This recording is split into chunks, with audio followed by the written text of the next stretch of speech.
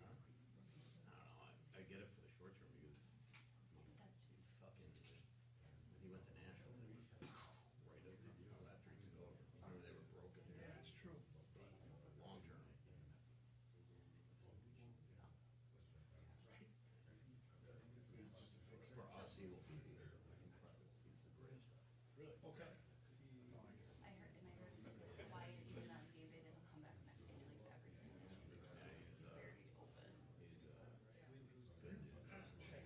That makes me happy. We lost a good goal. Yeah, we lost a great guy. Did you text her? Just text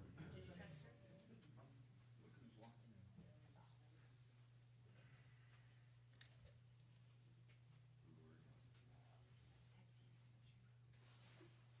3 minutes to swim. Great with Tampa. Actually, she's 2.5 minutes early. Okay, at the time.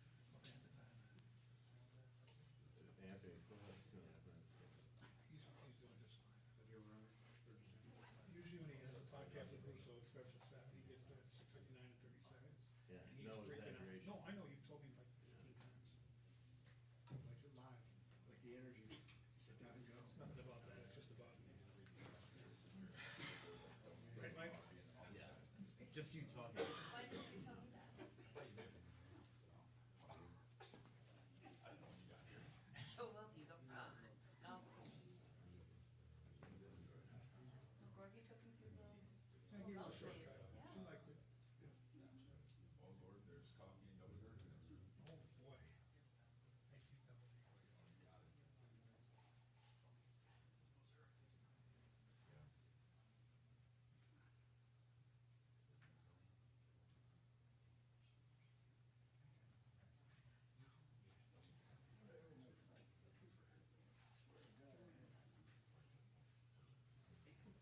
Thank you, Double D.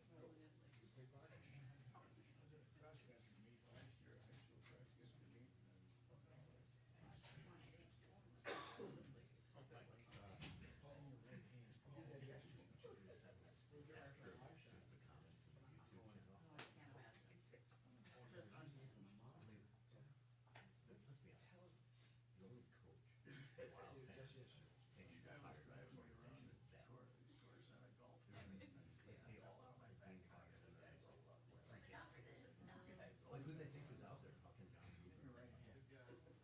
One time a year when I get some glasses. Oh, I thought you meant this. Yeah, no, we won't. We won't send you a video. Hey, you're.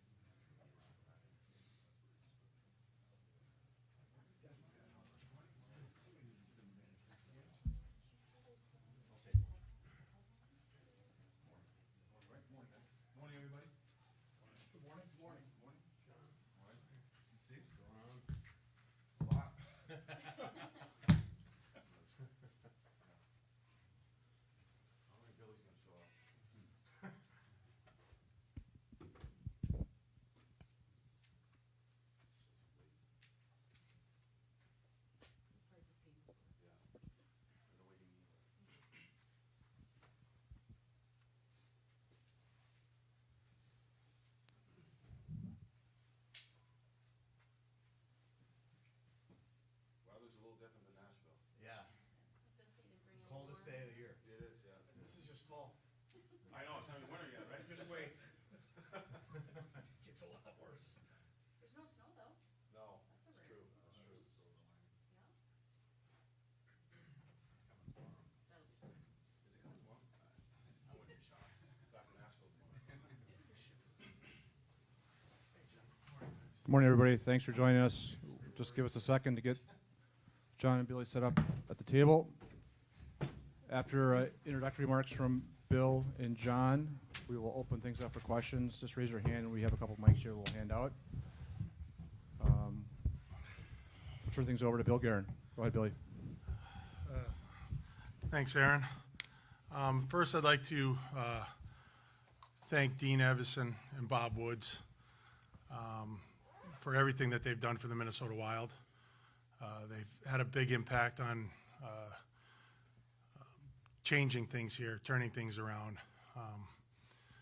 They're incredibly good people, humble, classy, hardworking, and I enjoyed working with them every single day that they were here. Wish them and their families nothing but the best. Difficult day yesterday on one end, and then on the other end, we turn the page, we begin a new chapter, and I'm very excited to have John Hynes join the Minnesota Wild as our head coach. John and I go back quite some time, and we've had a long relationship. We worked together in the Pittsburgh Penguins organization for a long time when I was doing player development and assistant GM.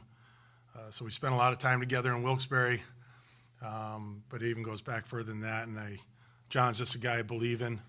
He's extremely professional, detailed, passionate about coaching this game. He brings a lot of elements to the table that I really believe in, and I think he's going to have a tremendous amount of success here. So, John, welcome to Minnesota, and good luck.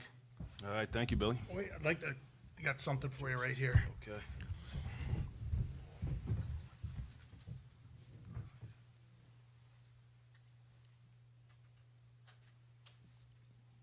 Good?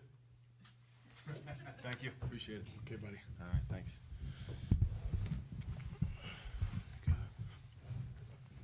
Thank you, Billy. I appreciate the kind remarks, and welcome everybody. It's great to see everybody here. I'd really like to start off with how fortunate I feel to be in this position. I think when you have an opportunity to coach in the National Hockey League, there's only 32 jobs in the world, and you take great pride and honor in having these opportunities. But more in particular, I think when you look at different situations as a coach, when you come in, and I think if you start with the fan base in Minnesota, the state of hockey, it's an exciting place to play. I know as a opposing coach, it was always exciting and a hard place to play. The fan base is fantastic. I think I'd like to thank Craig Leopold for his belief in me. I think ownership is a big part of having the opportunity to win, supporting the organization, putting the teams together, and it's first class in the NHL. I think the opportunity to work with Billy, as Billy said, we do have a history together, and I think that's important. I think he knows me as a person. I know him as a person. I think professionally we believe in a lot of the same things, and I think that general manager head coach relationship is really important, particularly in your belief system and the way that you want things to run as an organization and as a team. And I think as far as the players, when you come into this team, I think when you look at the roster, you look at the quality of players, not only their talent on the ice, but I think the character of the players. There's some great young players that have huge upsides that are coming. I think there's a great group of veterans. The team leadership is excellent, and I know firsthand, and having the opportunity to coach against this team for a number of years, just the identity that they can play with, the talent on the team, the character of the team. It's really exciting. And lastly, I'd like to just thank my family. I have a wife, Sarah, and I really thank her for all her support. And I have three daughters, Sophia, Julia, and Anna. They're not with us today. They're back in Nashville, but without their love, support, throughout their journeys as a coach. You know, your family is the most important thing, and they're such a backbone for me, and I appreciate all their hard work and sacrifice, and glad that we could celebrate the new job as a family. And my wife actually is from close to this area. She's from Hammond, Wisconsin, so a lot of family and friends that we know here. But I'm excited to get started, and we'll open up to questions. Bill, just a week ago, you I wouldn't call it a vote of confidence, but you definitely said that Dean can't go out and execute for players that are not playing well and not performing. Where did that change for you in the last week? Did the losses just become too much to stomach for an organization that has high expectations? And you've also said that the roster is, better than anybody, it's got $15 million less. I mean, how does that now impact John's ability to maneuver when Dean had trouble doing that? Well, first of all, we don't make excuses for the $15 million. I mean, that it is what it is. Is it real? Yeah. But you know what? We operate, like every other team does. We don't sit there and cry about it. And we have a good roster. We have a good team. As for the first part of your question, no, the coaches can't go out and execute for the players and play. But I didn't feel like it was going to come back. What I was seeing was, I think it had just gotten to that point where almost no matter what they did, the guys were having a hard time executing and generating offense, and they're just something had to change. You can't trade 23 players, is the old saying, but I just had that feeling that it wasn't going to come back. Bill, what are your biggest concerns with the performance of the team so far? What needs fixing first and foremost? And well, first and foremost is confidence. I think I think the guys as a team and as individuals, we need to help them get their confidence back. Confident in their individual abilities, confident to make plays, especially under duress, hold on to pucks, things like that. Just build them back up to where they can perform at their highest level. John, I remember watching that Winter Classic, one of Peter Laviolette's last games, and the Predators looked broken, and you came in and it went up big time quickly. What did you do? Obviously, you had elite goaltending and a whole world defenseman. What did you do before the pandemic stopped that season to really just turn that around? And do you see any similarities here for a team that, Billy basically just said looks very broken right now? Yeah, I think it's unfortunate. I mean, I'm a coach, and I have a lot of respect for Dean and Bob. But I think when you come into these situations, the team's hurt in certain ways, whether that's individual players' confidence, whether it's belief and execution of what you want to do. I think you have to come in and first and foremost, it's important to get to know the players. It's on the fly. But I believe when you come into this situation, everybody's hurting. It's a tough situation for the coaching staff, the training staff, particularly the players. So I think it's important to really come in and connect with those guys, connect with the coaches, get feedback, particularly from the players on some of the things that they're seeing and feeling. I think is really important. That's the start of it. I think it's first who, then what. I think when it comes to the what side, it's really just pinpointing simple things. You're not going to come in season and make wholesale changes, but I think you want to work on identity. I think you want to work on the mindset of the team, and I think you come in and make some slight tweaks. And I think, as Billy said, it's important to be able to play a fast game, and coming in and having some plans to be able to get out of our zone with speed, get on the attack, get north, be able to hem teams in the offensive zone. And I think when you can pinpoint certain things, you come into the team and say, okay, these things don't necessarily need to be changed. They are strong points of the team. Here's some things that we think are going to be tweaks that you can do on the fly. I think that invigorates the players, invigorates the team, and then I think you can get up and running in an in-season change. First of all, congrats, John. Bill, you had mentioned you didn't feel like it was coming back. Can you elaborate as to what it is? Is it just that execution? And then second part, how can a new coach come in and really spark change and turn things around at this point in the season? Yeah, when I guess when I mean it's a little bit of everything. You know, it's the confidence, it's the swagger, it's the ability to make plays, the feeling that when you step out on the ice you're going to accomplish something, and it just didn't seem like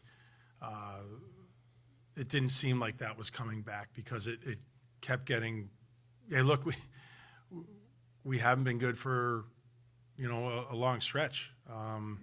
I think the last couple of games, the 2 games over in Sweden, I thought we played really well. Unfortunately, you lose in a shootout, you lose in overtime. There was some good hockey played there, but it just wasn't. It just still didn't feel right, like it was really coming back all the way. And there's just kind of that it factor, and you feel it and you know it. And I think with the coaching change, hey, look, it's look at the slate's clean for the guys. It's it's a new day, it's a new voice. They're going to get a new message. Like John said, he's not going to come in here and reinvent the wheel or make wholesale changes. It's little tweaks here and there. But I think, I know this team really well. I know these players really well. Their buy-in level is really high to, whatever can, if they can make this team better or be better, they'll do it. Their buy-in is incredible, and I think they'll listen to John right away. I think the buy-in will be right away, and that's just it's you just feel like a weight's been lifted off your shoulders. And it's like I said, it's tough because it comes with a tough message, a tough decision, but you just it's a new chapter. Bill, what I'm wondering, how much just that Detroit game in particular, if that was the final breaking point, and then what's the message to the player? Like you talk about a message. What is the message to your players right now? Yeah, it's never just one game. It's a build-up, and I just think that was, it was time. Hey, look, I could have. Hey, look, we got a home game. Try to get through that. It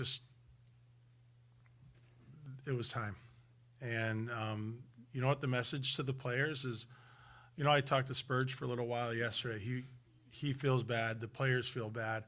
But I told him, I said, look, we all have to own this. Like, the players have to be better.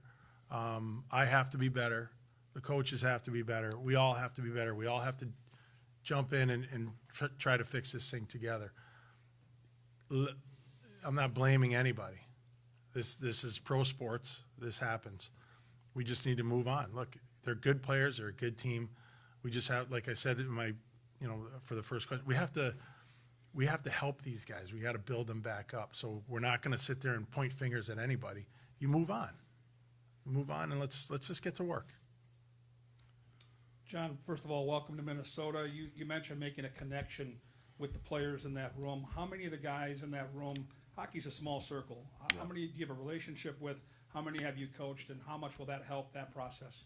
Yeah, sure. I've actually coached a few. I've had I know Marc-Andre Fleury from the days in Pittsburgh and Wilkes-Barre. I haven't coached him, but I know him well when we've seen each other. Johnny Merrill, I had the opportunity to coach in New Jersey and at the national development program. I coached Patty Maroon at the World Championships and in New Jersey, the Big Rig, and then am I forgetting someone here? And Marcus Johansson. Yep, I had JoJo in New Jersey. No, I missed Freddie. I missed Freddie Gaudreau. So I have a connection with some of the guys, so I've had the opportunity to coach them. I think that helps, just because you have familiarity with some of the players. But I also think it's important, for the guys that you don't know. These guys are, as Billy said, I mean, players have a lot of pride. And when you go through something like this, it's difficult. And I think it's important for you as the coach to be able to connect and, understand what they're going through, how you can help them. And that's what we're here for. And right now, they're in the foxhole. They're trying to dig their ways out. And I'm going to jump in with them, with the rest of the coaches and Billy, and, we're going to fight our way out of it. And But I think to have some of the connections with the players is certainly important, and it's a little bit easier probably for me too. Bill, how did you first cross paths with John, if it was before Pittsburgh, and what did you identify in him and wanting to bring him in? And there's First time? yeah, and there's one other change to the staff as well, another addition. Yes. Well, yeah, first of all, we brought Pat Dwyer up from Iowa. He's going to run the D, and I believe I have a hand in the penalty kill. Yes. So, Pat's done in his short time in Iowa, he's been very impressive. He's been coaching for 5 or 6 years now, but did a good job with the Chicago Wolves. He's got 400 plus games of playing experience in the NHL, 300 plus games of playing experience in the American League. So, he hasn't been a lifelong coach, but he knows the game for sure. And we're excited to bring him on board, and another fresh face and fresh ideas. And so he had a long day yesterday. Went from Philadelphia to Denver to Des Moines, jumped in a car and got here at 2 a.m. So it's good that he made it. But and then I think it was the first year of the national development team program. And were you a grad assistant or an assistant? Yeah, assistant. Assistant. Yeah. All right. He was an assistant coach, and I was in a contract holdout with with New Jersey, and I needed a good place to skate, and Jeff Jackson was the head coach and let me come out there and skate with the kids out there, and it was great. And Hynes was the only one really around close to my age and willing to go out and have dinner and a couple beers with me every night, keep me company. So that's kind of where we started our friendship. John, you were at home in Nashville when Bill reached out, or this all came to a head? Is that where? Yes. you Yep. reside? Yeah. Yeah. What appealed about this, and how would you just describe your coaching style and why you think you can affect positive change here? Yeah. I mean, it was a when you go through. So basically, I was out for basically, the beginning of the year. But I think, as I said in my opening statement, I think, Billy and Craig are big parts of it. Just I think their connection with each other. Obviously, knowing Billy, I think having experience in the league, it's important to be on the same page with the general manager as far as how you want to play, personnel, how the teams are built, and I think the support from the ownership and the communication there is really important. So that was a huge plus to start. And then I think when you look at the team, I do really. I mean, I'm excited to coach this group. I think when you look at the dynamic of the team, their skill, their size, their speed, there's good goaltending. I think it's a group that you can win with. And now, my coaching style is, I like to communicate with the players. I think that's important to have a partnership with them. I think your ability to communicate your message and be direct, not a lot of gray areas, but it's a collaborative approach. But I think when players really understand, how you want to play, what's the identity that we want to play with, is really important. And that's the way that I've approached it in the past. And I think in the different experiences that you have, I'm really looking forward to coaching this group of guys. John, I know you haven't had a lot of time to dive in yet, but is there one thing in terms of on ice that you think is the biggest hole that needs to be filled, the biggest thing that's missing that can be spun quickly? Well, I think one of the things right away is the ability to play faster. And just I think in order to play fast, you have to be able to execute with the puck. And I think coming in and being organized in your own end, being able to kill plays in the D zone fast, be able to make plays when they're there, to be able to get out with possession. I think having your wingers be able to play with speed when the defensemen have time and space, that you're pushing up the ice fast as a 5-man unit. I think activating the defenseman into the rush from your own zone is important. And I think being organized in those areas where there's sufficient structure, but guys can play on their instincts. So we can play a fast game. We can be predictable in our room, but unpredictable to the opponent. I think when you do that, that's a big part of it. And I think the other one is, learning in different experiences. When guys go through this, sometimes they grip the stick a little bit tight. But I think, in the game, you have to coach offense as much as you coach defense. And what I mean by that is I think it's showing the guys, working with the guys, giving them different options where they can use their talent and instincts the right way to be the players that they are. Question for both of you, John. Just you know your relationship with Bill, and a lot of times I've talked to coaches that come in mid-season and they start to read the tea leaves when a team is struggling. Have you watched a lot of Wild hockey lately to sort of prepare just in case this happened? And you know, Bill, we've talked a lot about the extensions that you did before the year and the no trade clauses given out. You know, are you concerned now that because you didn't wait that you have hamstrung yourself and really locked this roster into giving you limited flexibility, not only at the trade deadline, but just years to come here? I forget the first part of the question. Yeah, you got the heavy hitter. Yeah, jeez. I was trying to deflect. Yeah. I'll take it, Billy. I'll take it. Give it to the new guy. Yeah, I know. Yeah. I got to write some stuff. Yeah, down. you got the hard question. Thanks, Mike. No, I did. I think one of the things I had a plan is obviously when you're out of the game, you want to be able to study different components and stay up to date with the league. And you do different projects. I was watching some different types of special teams, and I'd probably say more in late October, early November, you start to watch some teams that could be struggling, and just even for yourself to if I were to come in, are there certain things I would like to change? That was one of the things that I didn't have the opportunity to do in Nashville, because I was in New Jersey, and I think it was like 4 weeks later I wound up in Nashville. So I didn't necessarily have a good feel going into that job of just what was going on. So I haven't watched a ton of games, but I'm certainly familiar with the team and the players and some of the things that I think we can tweak right away, but also give the players the atmosphere, as I said, sufficient structure, but to be able to play with their instincts and get their games back. So you're asking me about the contract. There's something else too. Just the lack of flexibility that you now have. Yeah. The no moves. And Yeah. Do you regret not waiting and seeing how the season played out? No, I really don't. And hey, I'm sure there's people out there that disagree with me or think I'm crazy, but when you're doing contracts like that and you offer things like no moves, no trades, partial no moves, things like that, it's a negotiation. There's back and forth. There's certain things that are important to players.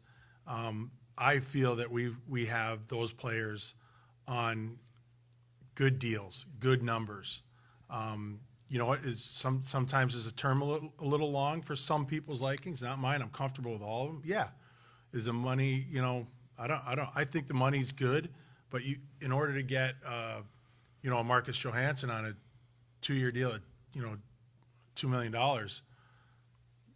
after the season that he had last year, he could probably be making a lot more than that, but you have to give something to get something. And, and again, I believe in these players. I don't regret it at all. I think they're all going to, turn their seasons around. And, all I can say is that I believe in these players. I believe in the people. And, I'm looking forward to having them for that long. Bill, since we're talking contracts, Mr. Hynes over here, any idea what that looks like? Is it just for a year, play it out, or have you guys settled upon anything just yet? We've settled on a deal. Care to share? Nope. Okay. Had to try. John, congratulations. Thank you. How do you come in to the morning skate and then coach a game? What do you plan to do tonight? Yeah, that's challenging. I think one of the things we're going to meet with the team after this, and then Billy and I have some other things to go through. I think the assistant coaches will run the skate today, so I think it's important for the players, particularly on a day like today, that we can meet, we can connect, there can be a message. But I still think there has to be their routines on the game day that they can focus on that. And we'll have a couple things in the skate that the assistant coaches will run. Obviously, we'll play tonight, we'll practice tomorrow, and then I think it'll be really important to have that, have a game under our belt, have a first practice, and then really be able to implement a lot of the tweaks. I think it's on the game day, the most important thing for these guys is their mindset. You're not going to come in a pregame skate and change a bunch of things. I think that's for a practice day. But to me, the most important thing is meeting them, getting their minds right, have an opportunity to talk with them, let them stay in their routines, and make sure that we're ready with the right mindset to play tonight. So line changes and that probably happens down the road or tomorrow at practice? Yeah, I mean, this is Your one own where ideas. I mean, this is where when you come in this situation, particularly today, you have to rely on the assistant coaches. We met for a while, particularly Billy, just their thoughts on the lines, the rosters, the players. So we did discuss that, and I think tonight, even as the coach, I think it's important to coach them before you come in and start making changes and things. I think it's if they can. Certain guys that they play well with, they have chemistry with, again, is something that's important. There's not going to be a lot of system changes and things tonight. So, and I think after tonight's game, you're going to have much more feel of the group, the players, me to them, and them to me. And then I think that's when the tweaks and different things like that will start to take place. Bill, you mentioned the confidence in players. Kaprizov and Boldy in particular, this is unusual to see them struggle like this offensively or not be on track to perform like they have in the past. Where do you think their games are at, and what's maybe preventing them from reaching that potential we've seen in the past? Yeah, I think Kirill's last maybe not Detroit, but the 2 games before that, the Toronto game, the Colorado game, he looked more like himself. There's a lot more energy. There's a lot more jump. I think anytime Kirill loves the game. He loves playing hockey. He loves competing. And when you see him doing that with a smile on his face, he's got that personality like coming out. You know something's coming. And I haven't seen that a lot this year. But those 2 games in particular, you could see glimpses of that, which is good. Matt's struggling. And, it's hard. It's hard. I don't, put money aside, put contracts aside. This is a 22-year-old kid, okay, and we're asking a lot out of him. He knows he's struggling more than anybody else, more than any of the experts out there. And I guarantee the experts that are out there have never been through something like this. This is weighing on him like a ton of bricks. And it's our job to help him get out of it. We're not there to beat him up and point fingers at him or anything. We got to help him out of it. And nobody wants to do it more than him. So I think that's the sports have changed a lot in the last, bunch of years. The way I see my role, and the way I see the coach's role, it's not to, toss people aside and while he's struggling, just kick him out of the lineup every single time. No, our job is to help these guys perform at their highest level. You're not pushing guys around anymore. You're not bullying them. You can't yell at them or bully them into playing well. We are there to help them and get the most out of them. So that's what we need to do with Matt. Bill and Coach, may for both of you, systems, you guys can analyze, but buy-in versus a system. Which one's more important, to get buy-in from a team or to have the right system at your level? Well, to me, it's identity before system. I think that, as you said, systems change. They change year to year. They change sometimes in-game. You make adjustments versus opponents. I think it's more the identity that you want to be able to play with of how the team works, how the team competes, the speed in which you play with, the ability to make plays with the puck. That's where you get the buy-in. The buy-in comes from the identity, and then identity drives your systems. Systems are forever changing, but we want to have an identity that gives us the best chance to win with the group of players that we have. I think once you can establish the identity, the buy-in to the identity, that drives the tactical play. John, the greatest documentary inside look in hockey history was Torts and Lavalette in that 24/7 on HBO before the New Year's game. Now they're coaching the opposite teams. You guys all get a little battle scarred, don't you? Once you get fired once or twice, how do you handle that? You probably don't take it personally. Huh? Yeah, it's never easy. Unfortunately, it is part of the business. But I think that from personal experiences and a lot of guys in the league do. Like I said, I do. I feel for Dean and Bob. I've been in that situation. They're good coaches. They're good people. They worked as hard as they could, and they did a heck of a job. They had a great run here. It's important, I think, when you go through those situations, is you got to be able to learn. You got to understand, why things happen. What could you do differently? And I think every experience makes you a better coach. It gives you more knowledge, more battle scars, as you said. But I think it's important to be able to gain the lessons out of it. And that's something that, for me particularly, I felt it was fortunate where I did have a little bit of time off, and it's not a rinse and repeat. I dove in. I talked to players. I talked to ex-players. I talked to ex-guys that I've worked with to really grow. What are the true strengths? What are the areas that you got to become better at? And I think if you do that, the next opportunities you can be better and better. And that's what most of the coaches do, from what I know. One more, you were on that evil BU team that kicked the hell out of our Gophers in Providence, right? Yes, sir. Yeah, 95. Yep, that's right. Mike, I guess I shouldn't say that. I'd be very careful. That was a long time ago. It was a long time ago. Did he say his wife's from Wisconsin? Yeah. Although we met at Wisconsin, so I should shut up. Yeah. She's a Packer fan. Oh, but my no, what am I stop. doing? Stop.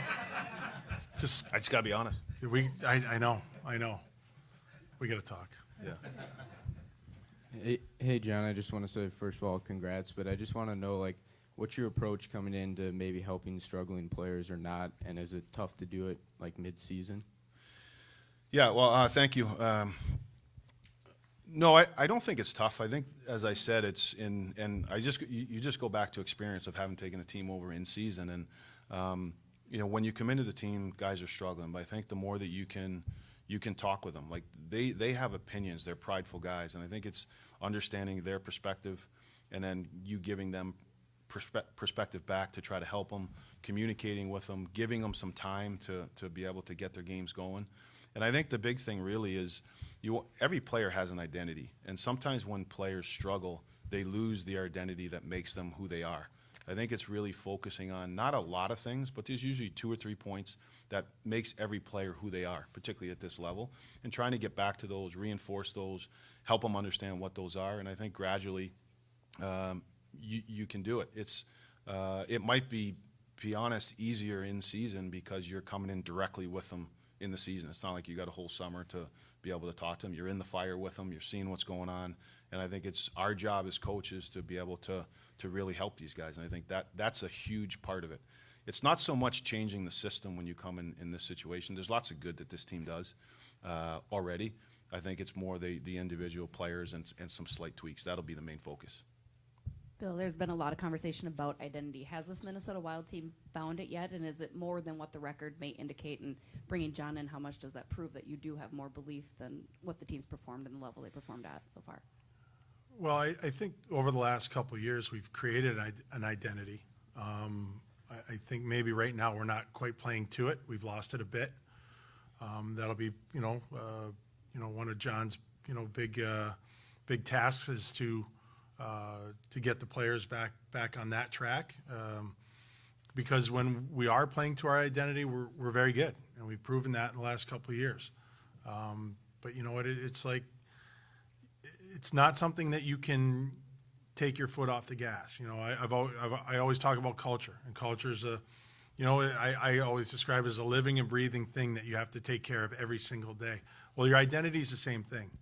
You have to make sure that you're on top of that every single day, because that's what's going to allow us all to play the same way together as a team, better individually.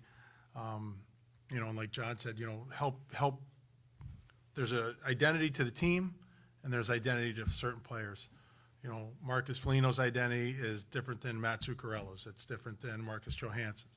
So helping them with their individual identity and then coming together with our team identity is really important. We have to build that back up.